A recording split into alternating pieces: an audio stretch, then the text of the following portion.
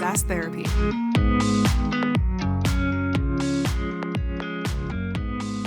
Everyone to another episode of SaaS Therapy, the show where we help you save your most important relationships, your customers. My name is Todd Kirk, and I'm joined by my magnanimous and fancy co-host. Are you fancy, Casey? Are you feeling fancy? Todd, it's about time. Casey. It's about time you gave me a proper introduction. For the first time you've done that.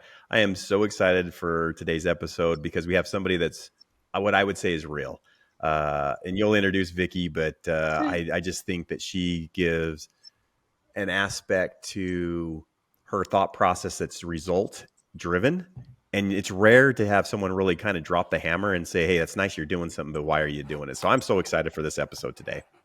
It's true. We are joined by We are joined today by Vicki Kennedy, who joined the New York City tech industry back in 2012, pivoting from a 10-year career in higher education, and she soon found her way into working with Meta, where she merged her love of education with the fierceness and agility of tech, followed by Amazon, where she led the strategy and execution of the first global advertiser certification.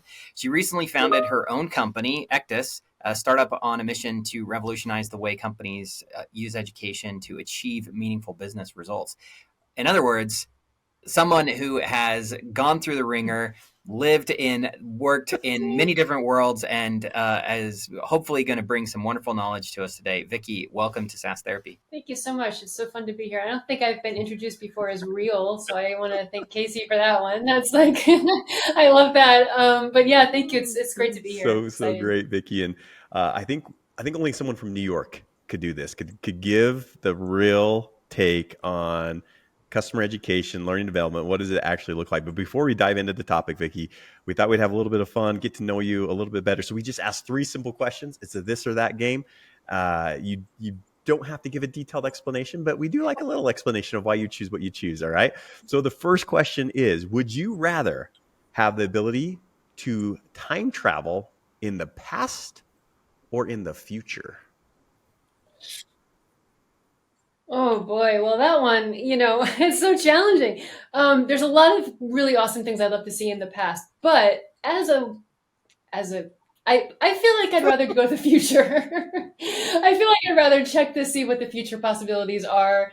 It's probably, I have the most rights as a person now in this present time. So going in the past, maybe, I don't know. I think I'll go future and see if AI takes over the world and it actually Terminator was right. So maybe I get that. Okay, fantastic. Well, hold on, Casey. We have to be clear, though. Basically, Vicki's very optimistic about the future, and you made it all gloom and doom. That's true. That's fair. My bad. I think that it's only going to get better, right? That's fair. Vicki, do you prefer sunrises or sunsets? Oh, that's a good one. I think a sunrise. It's the start of the day. It's like again, I'm feeling very optimistic today. Apparently, it's like, I feel like it just rose-colored glasses. No, but I feel like the sunrise. It just feels like you're up with the birds. It's kind of like just a crisp in that air. You painted a beautiful picture there. I might get up for sunrises. All right. And the last question, do you prefer exploring new places through books or movies? I guess in person isn't the option, but books probably of the two, because you can you have more autonomy with how you envision that, right? It's like when my wife is a filmmaker, and so, I know we watch a lot of films because of that. And, there's the slant of the director, right? So you're seeing it from their eyes, you're seeing it from the actor's eyes, you're seeing it from the cinematographer's eyes. And when you read a book, you get to see it from, your own viewpoint. Insightful. So, all right. I feel like I know you now. Thank you, Vicki. That's why we love to start this way. It just is a really fun way to really break the ice and get to know you. We as I was reading out your bio, and we think about all of your experience going back, sounds like over 20 years of trying to help with program development and helping launch and build out really good education experiences. I guess maybe as a place to start, How have you seen especially when it comes to customer education, how have you seen the market and the needs of companies shift over the years? Yeah, I mean, the needs have probably been there for a while, but I think one of the things that's changing about the needs is just innovation in general. So when we think about education, we really need to educate people on gaps that they have in their knowledge. That's the foundation of education. And with all of the innovation, especially Gen AI and all the things that are happening, there's just so much innovation that's not taught in schools. So there's no other place that you're going to get this very product specific, very industry specific, vertical specific kind of instruction. So there's really becoming more of an onus on businesses to provide that proprietary training that they own. And so I think that the need for training has certainly been there over the years, but there's more of a need for this just general industry kind of awareness coming from the organizations themselves. Things that just aren't being taught in a business program or any other kind of program in college. So I think it's all about innovation and how that's just moving so rapidly.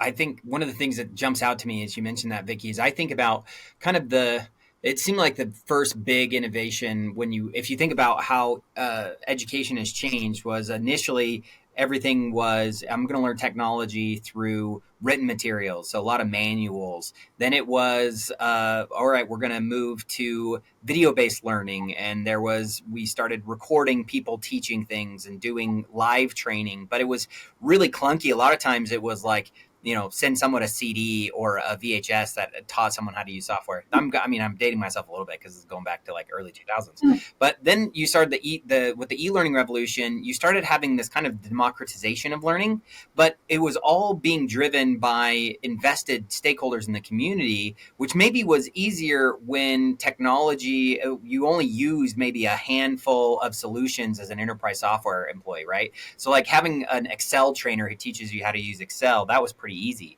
But now, a couple of years ago, it was 180 applications that an enterprise is using for technology. Now that number is ballooned to well over 300. And so if you're adopting or trying to figure out how to use all of this technology, you can't rely on this kind of diffused solution because things are changing too fast. So it sounds like what you're saying is companies need to take more ownership of educating their user base. Yeah, for sure. I talk a lot about like the proprietary education. There's so many different directions to take this conversation, but you also one of the needs shifting is that you have to get more creative with how you're providing this education. I think one of the things that I just caught from what you were saying is really just almost the overwhelm of all the different types of things you have to learn from the customer point of view, from a consumer point of view. There's just so much out there, and so as an organization, if you are needing your customers to ramp up in what you're teaching, you really have to make that accessible, digestible. You have to like just bring it to the level of the customer. And so another major shift is, we can't have these big formal, like almost academic kind of training programs. We really have to make that more of a, in the moment, bring it to the customer, like make it digestible as part of their experience. And so it's not just the need of education, but it's the need of how we deliver the education. It's the need of really how we're using it strategically. It's just in a different way now because we have so much of it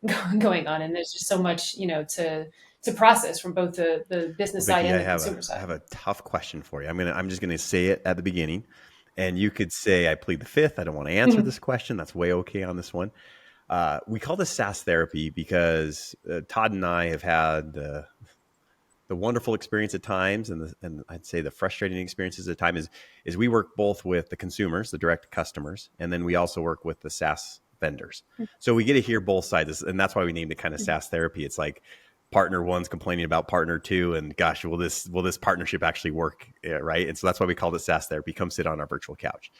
So I had a direct customer reach out to their SaaS vendor and said, hey, SaaS vendor, we are trying to organize all of our customer education for our end users because they have about 10,000 users and they use 65 core applications. So they reduce their applications to 65 core that they want their user base to understand. And so they reached out to the SaaS vendor. They said, hey, SaaS vendor, you're one of our 65 core. We would love to have better adoption of your software. We want everyone to learn about it. Can you give us your content? Because one of the blockers we see is we want to point users to a single platform. The SaaS vendor replied and said, sorry, we don't do that. But if you'd like to come to our academy, we would love to support you in that. And the customer responded and said, am I going to do that for 65 other applications? How do you correlate those two with your experience in customer education? The customer saying, I want to do better with your software. The SaaS vendor saying, I would love you to do better with my software, but we have a policy and the policy is this. How do those two work together? Mm-hmm. Let's pretend that customer is sitting on your virtual couch, Vicki, saying, I do want to do better. I do want better customer education, but I feel like I can't do it. And this is my blocker. What would be the advice you'd give to this couple sitting there at your office, and one saying, I want them to come to my academy, the other saying, I want to help you, but I got to make it easier for my end users. Is there a way to rectify that, or is that impossible? Yeah, I mean, first of all, that wasn't I feel like the questions in the beginning were harder than that one. So if they get easier, time travel. No, that's the real. That's where the real hard one is. So no, this isn't too bad. I hear this also very similar use case, if not almost the same use case as channel partner training, where you have partners that you need to empower to train their end users. So in that example, it's very similar to examples where I've worked with where we're training up agencies and the agencies train their customers. So it's Makes kind sense. Of like this almost middleman. So there's a couple different thoughts that come to mind. One is your typical train the trainer approach, which again is just the organization's responsibility to provide the initial training. So like Microsoft, for example, is responsible for putting out the content of how to use Microsoft products, and nobody else can do that as well as Microsoft.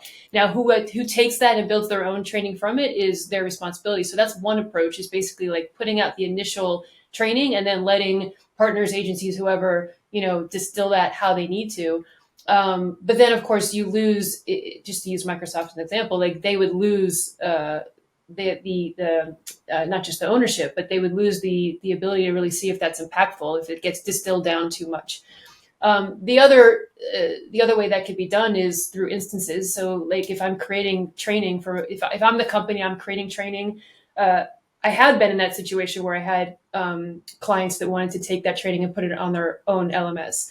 But if you don't have the ability to create that as an instance, then you have just duplicate content. And then what happens is, because I am the organization and I know when products update and I know when things change, I'm going to be changing my content. And then that second piece of content is not going to get updated. And then you have a disparity. So you want to basically make sure that you have a mechanism in place where you can either have an instance of content so it can be, put out on any system, but I think it's really important that ultimately, first, you have to create the content in a modular way and create it, to best represent the proprietary knowledge of that organization. And then it can be used in various ways by various places. But you need to have the technology for that to be able to, to avoid the duplicative content. So you don't have that kind of broken quality. Yeah, I know on your website, and you can point people to this or tell people where to go, but you kind of say, hey, and again, I don't want to get too deep into this, but you talk about like, people say, hey, I want to get an LMS. And you're like, whoa.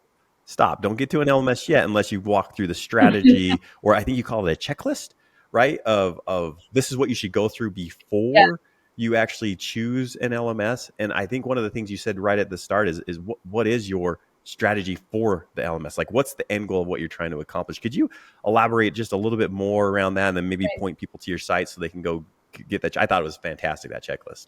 Oh, I'd love to. Thank you. It was a recent article I wrote on whatever I called it, but basically like do this before you buy an LMS. I have worked on multiple sides of the business. So I'm a practitioner. I'm also on the product side. I used to work for an education platform. So I've seen it all, and I've seen all the different sort of things that can happen. And I think what's so important is to remember that the LMS is the technology that's part of your delivery strategy, and your delivery strategy can only follow your program, your content, and your audience strategy. So you shouldn't be starting with your technology. You shouldn't be starting with the delivery strategy until you know what you're actually delivering in the first place and why you're delivering it. And it's something that I've seen quite frequently where it's, an organization is ready to create that scaled educational solution, and they immediately go to buy the LMS as like almost step one. And it's just like, but you don't even know what you're doing yet. We have to like stop to understand what is the purpose of the education. So I do talk a lot about education strategy and just the strategic use of education. So are you building an onboarding program? Are you building a certification program? Are you building something to reduce churn? All of the above. What does that look like? Who are your audiences? How are they segmented? How do they interact with your systems today? But really defining all of these things first. And then you select the most appropriate technology to deliver that. And there are there's a number of platforms that that have sort of a multi they can approach multiple solutions there, and there are some that are going to be much more targeted, but your delivery should follow those other things. So that is on my site, echtus.com, since you asked me to plug it. But that's one of the recent blogs, and I think it's just it would save frustration on both ends if this is really proactively done first, because often the technology is purchased and then there's like, oh, how are we using it? And when you start using these various platforms, you see that you have to group your audience segments. You have to tag things. You have to have basically the strategy in place that you're now executing in the system. And so if you don't have that, then there's just like a delay in implementation, frustration from the client, frustration from the vendor, and it could just be solved if everyone read my article. Vicky, it's so good. It's interesting.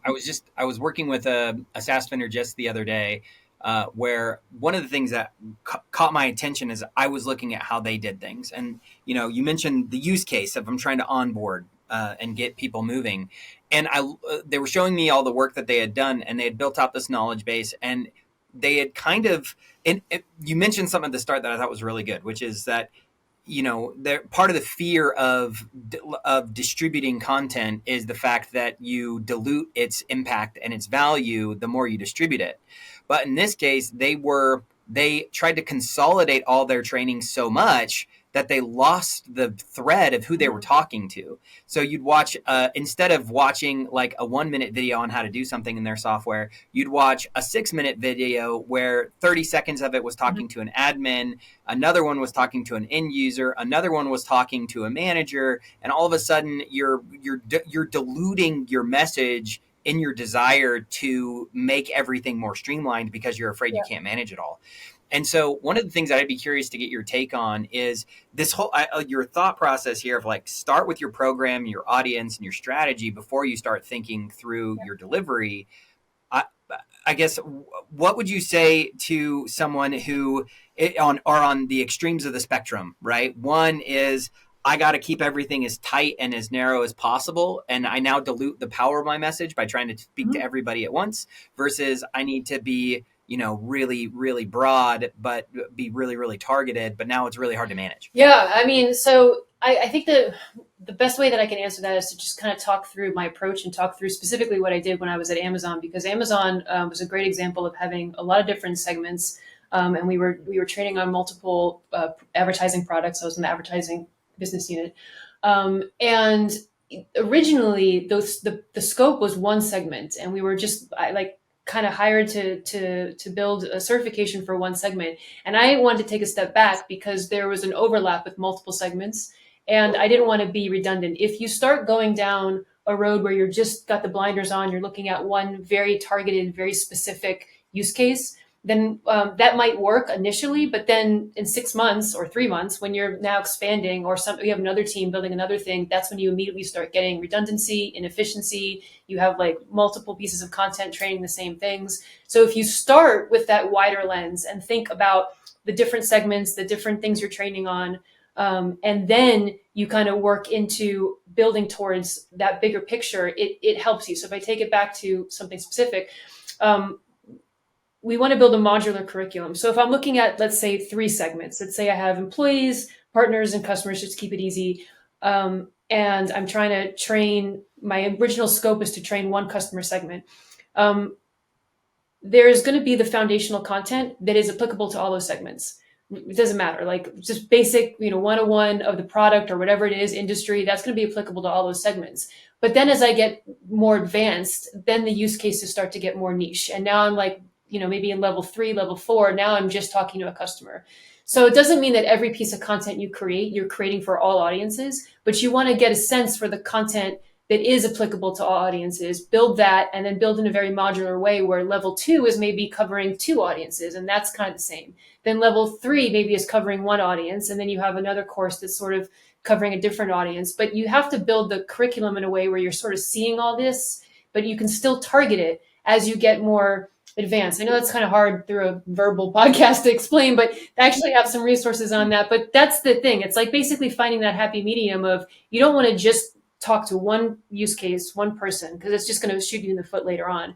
And if you're too broad and you try to cover everything with every course, then like you said, you start to get diluted. So you have to find that medium. You have to sort of see the big picture, but then build in a modular way where you can start targeting the learning experience as you get more into the advanced content. So hopefully that answers something. It starts to get really gnarly when we get into curriculum, but yeah, that's my best answer on a podcast. Hey, it's good. We have this running joke. We call me the Todd bot. So I try to summarize and restate things that people say. And one of the analogies that I use frequently is that one of the challenges with L&D content is that it's oftentimes built too rigid. Right? You build these really complex courses with long articles, long assets that are super comprehensive. Whereas if you built it modularly, as you mentioned, then it's way better. So I always talk about, it's like building with Legos. You should have Lego bricks rather than some screwed together birdhouse that's made of wood that you can never take apart. Build with Lego bricks that you can then, reassemble and reuse when there is overlap, so you don't have to create so much redundant content, but you can still create that personalized experience for 100%. And I think too, just to keep that metaphor going or illustration is, like the Legos at the bottom of your house are the ones that are like those longer pieces, right? Like the longer, and they kind of stretch more. And then as you go up, it's more, they get tighter. So it's kind of like, that's what I was trying to show. You kind of gave me the visual of that, but it's basically like some of those longer pieces cover more audiences, cover more use cases, and then you can get into some of those smaller pieces but again, being very modular with that, to your point. And I think the other thing another analogy I use is you have your body of content, which if you create in a modular way, you can then package up and deliver these learning experiences. And I look at it like you have a body of water. So your body of content, body of water, and then you have pipes that pipe that out to the right audience at the right time. So those are your learning experiences or your learning programs. And so when you create that content in a way where you're thinking about these different audiences, you're thinking about that modularity, it gives you the flexibility to then use the piping to create those learning experiences that's going to be more targeted. So it's not an either or really. Now, a lot of people don't know this about Todd, but he creates content that gets viewed millions of times every year. And obviously, Vicki, you're an expert in this industry, been doing this forever. So I got a question for the two of you. So when I'm working with SaaS vendors, it seems like there's kind of a pecking order. The account executives and their team are up here because they sell all the business. And then the CS team, they renew all the business. And then there's onboarding because they get everybody going. And then it seems like education's down here at the bottom. They just provide the nice pieces, and sometimes people don't like them, and sometimes people do like them. Again, this is for the two of you. How do you measure success in customer education? Because isn't it just a help article? Isn't it just a help video? Like, it's just, anybody could go to YouTube and find something. Like, how do you show that customer education is making the impact that I know it actually has? I know it does. But how would you recommend to SaaS organizations, if I'm an L&D person listening to this, I know they're always constantly trying to show the value and the impact that they're having with customer retention, customer growth, et cetera. So the question to the two of you on this, because I know you're both experts in this, how would you suggest you measure that?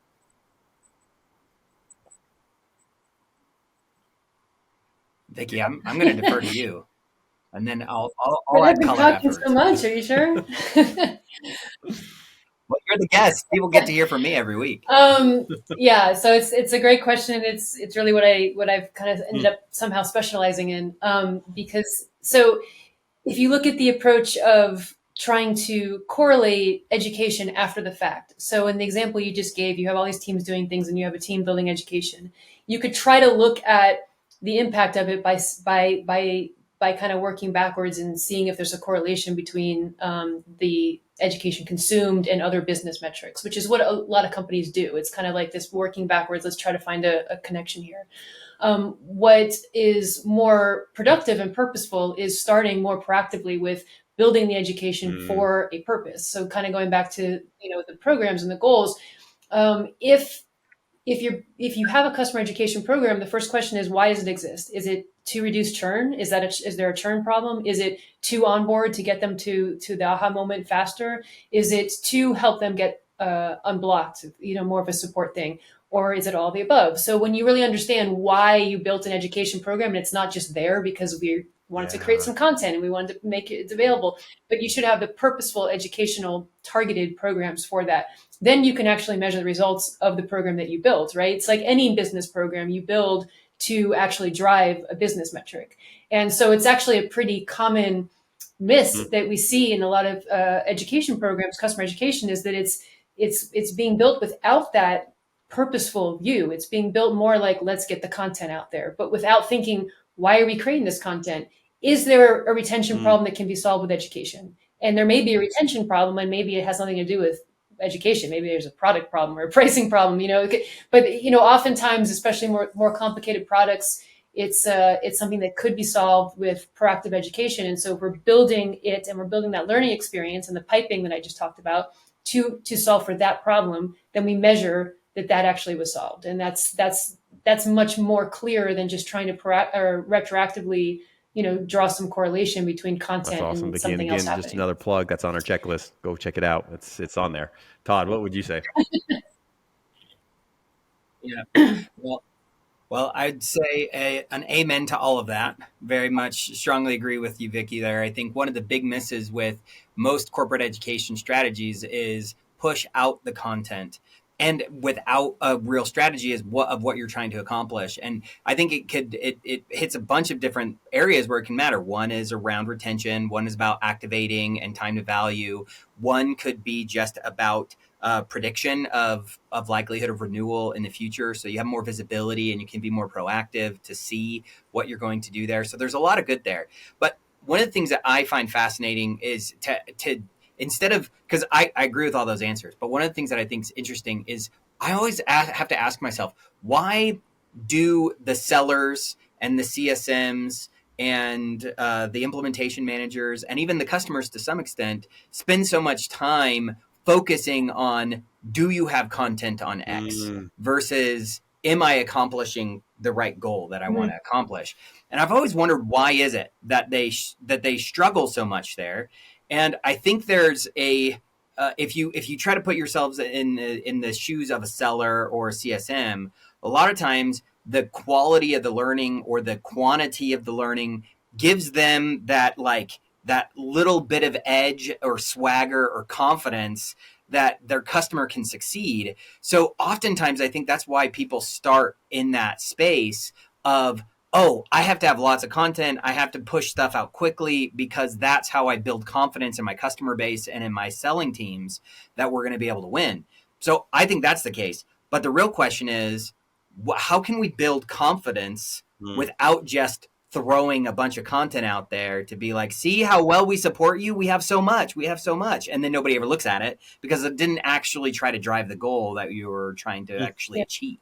So I'm curious your take there, Vicki. Do you have some ideas of how we can build better confidence for the customer and for the seller and for the CSM if we are in the L&D space without it just being focused on, look at how much content we pumped? Well, I think it's about showing the outcomes and capabilities from the education. So, I mean, one thing I would say which I agree with you for sure on all that, and engagement and quantity is something that is more easily understood, right? Yeah. Like those are numbers we can understand, and all of us, right. Like no one has to explain that. Everyone understands that we have courses that cover this. We have 400 courses, like everyone understands those metrics.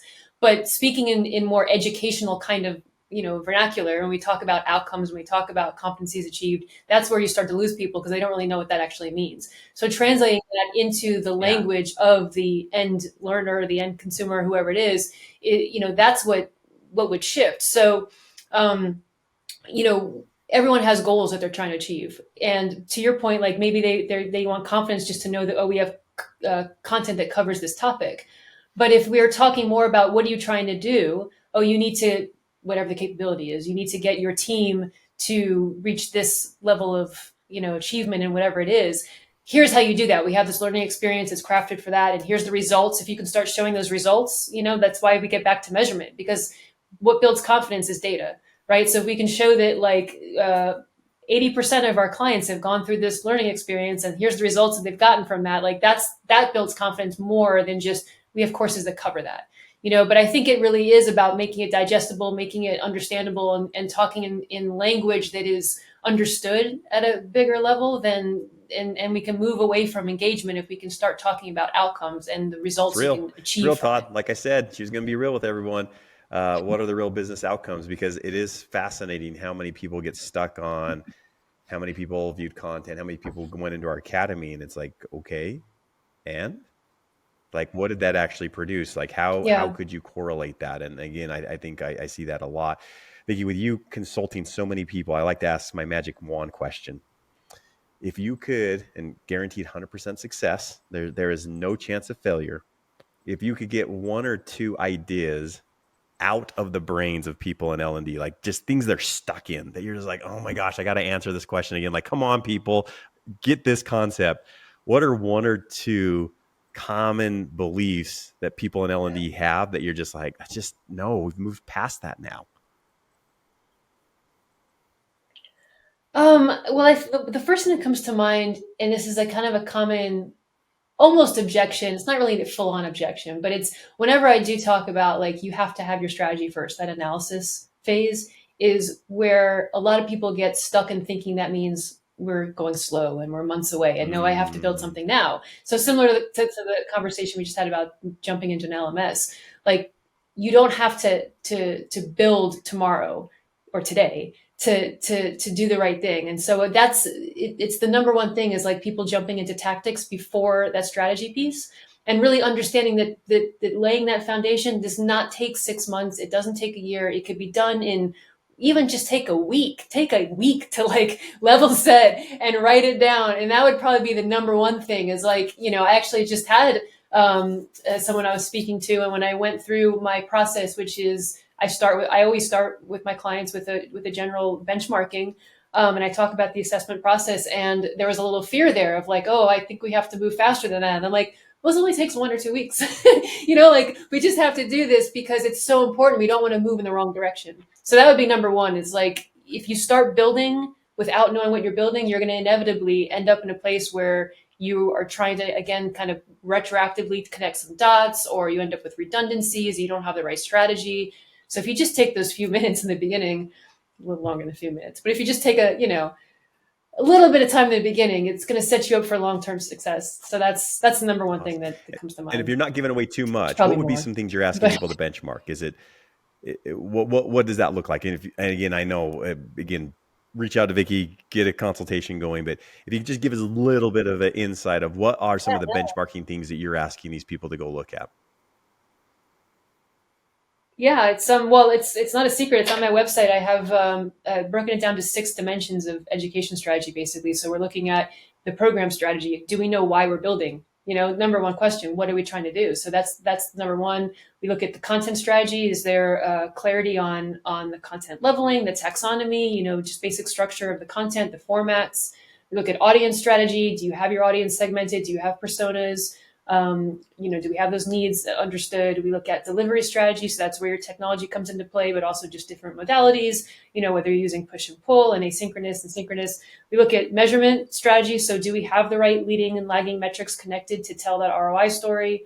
We look at marketing strategy. So is there a marketing plan in place? As we know with education, it's not magical, but if you build it, they will come. So you have to have that marketing in place to drive the right learner to the right content and keep them engaged. And I think that's 6. I think that's 6. I think I went through all my 6.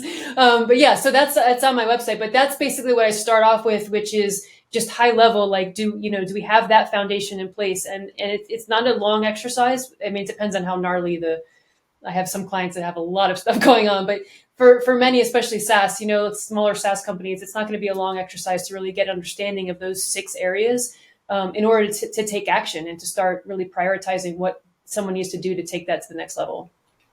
Vicki, I'm curious after hearing those benchmarks, I listen to that. I'm like, oh yeah, those all resonate. And those are a lot of places where I think so many organizations are really struggling.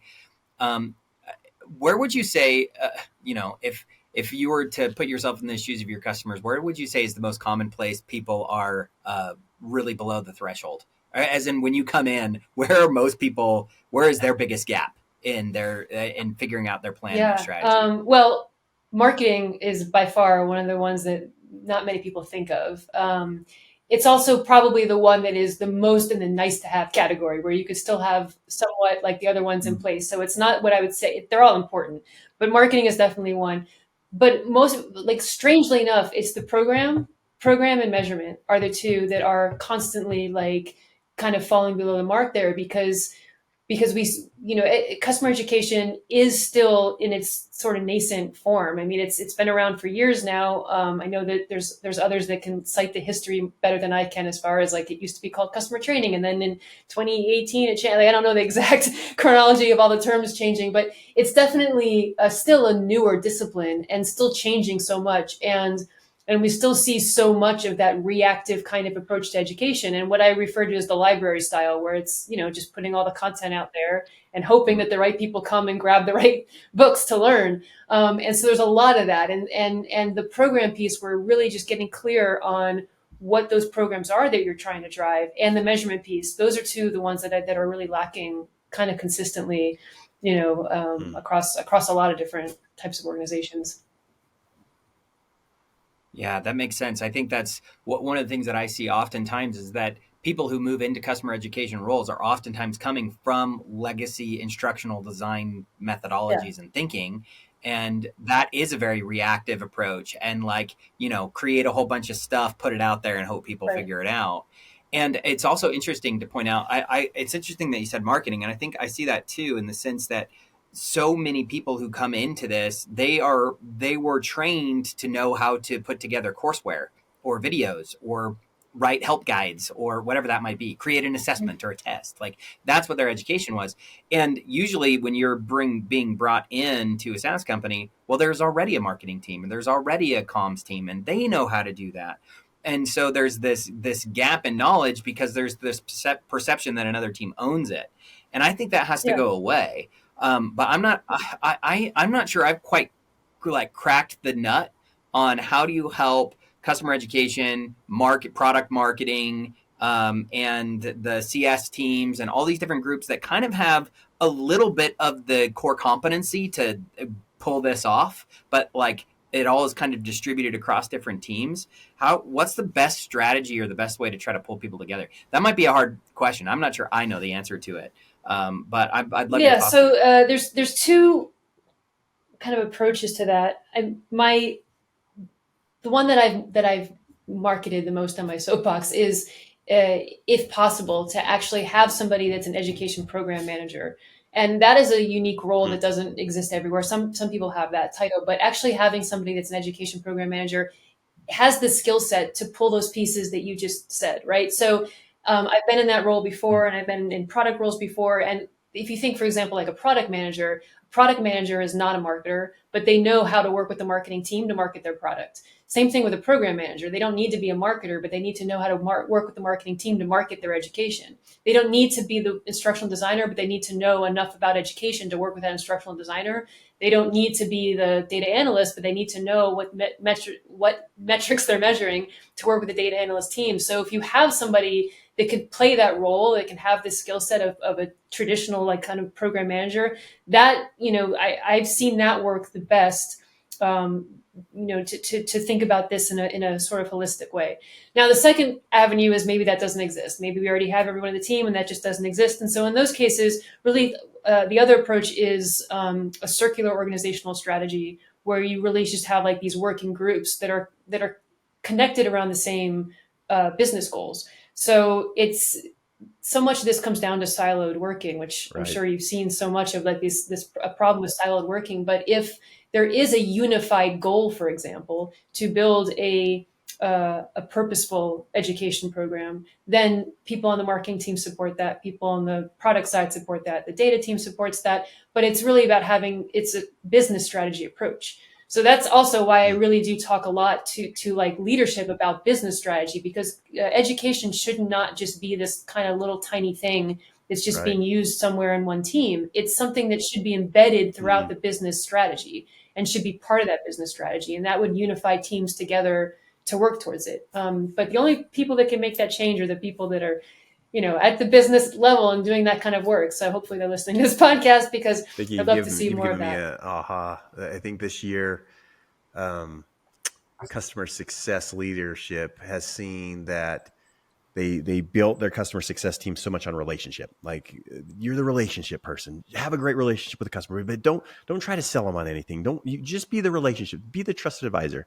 And then all of a sudden it's like, well, is customer success having an impact? And every customer success leadership team's like, oh, we got to teach them sales skills. We got to teach them sales methodology. We got to them to expand their knowledge. Are you saying that in learning and development leadership, maybe a skill set they need to develop a little bit more is being better strategists, being better to have that vision of saying, how does this impact the business, and not just the mindset of, I created a beautiful academy with wonderful content. And again, I'm not trying to pigeonhole those individuals, but is there a skill set lacking there that they maybe have not had experience in doing that and setting a strategy, or knowing how to talk about that with senior level leadership? What's your take on that? Yeah, no, completely. I mean, that's another one of my articles I wrote on the questions you might want to ask for your first customer education leader, because that should 100% be a skill set. So whether or not you have someone that is actually an education program manager, as I spoke of a few minutes ago, whoever is leading that, the initiative should absolutely have a business acumen. Like that's because education is a Mm. driver of business. It's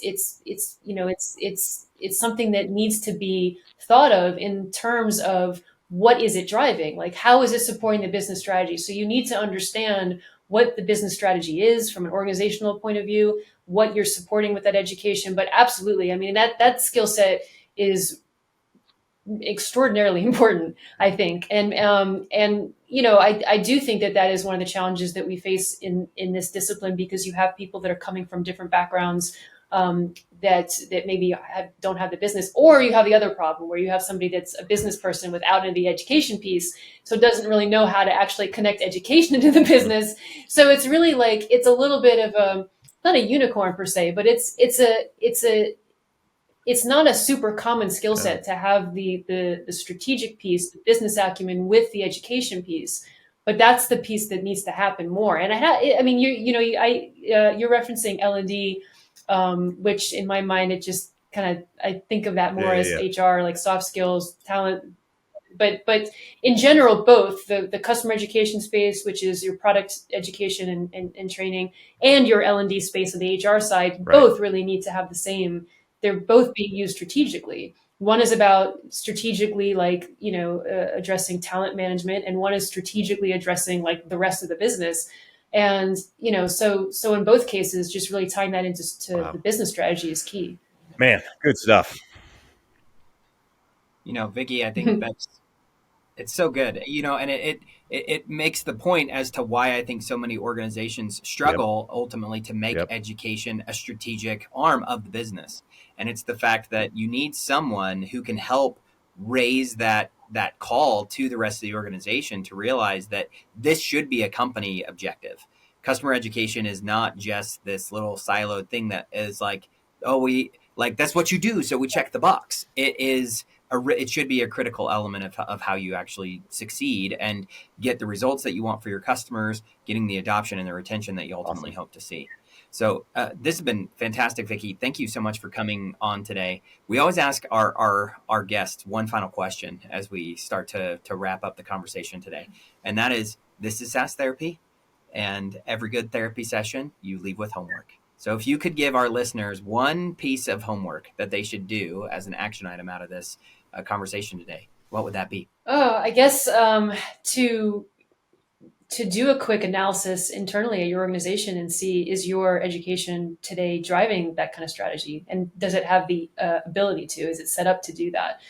Just kind of checking to see, like, are we, even to ask the question, do we know why this education exists? Do we know why we've built it? And seeing if that answer is yes. Because if it's not, then it's an opportunity to step back and really think more purposely and strategically about the use of that education. Yeah, and if it is, then great. Then the next step is to start like really building in the metrics to show that impact. Well, Vicki, thank you again for joining us. And to all of our listeners, thank you for joining us each week to listen and learn. And we hope you go forth and go take that homework to heart. Take a real hard look internally at how your organization is doing at helping to help your customers succeed with your strategies. And you'll hopefully, we'll just keep getting better. Thank you, so Vicki. Thanks everybody for coming. And thank you, Vicki, for Thanks joining for us having today. me. SaaS Therapy is brought to you by Brainstorm, the SaaS platform for SaaS adoption. Learn more at brainstorminc.com.